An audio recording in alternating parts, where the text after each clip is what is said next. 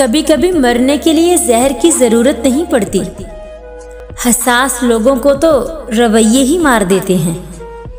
और ये मौत बड़ी अजियतनाक होती है। लोगों को खोने से ना डरो इस बात से कि कहीं तुम लोगों को खुश करते करते खुद को ना खो दो। खुद पर यकीन होना चाहिए, सहारे ही तो बेसहारा करते हैं। सच्चा इंसान थोड़ा जज्बाती जरूर होता है, लेकिन मुनाफिक बिल्कुल नहीं होता।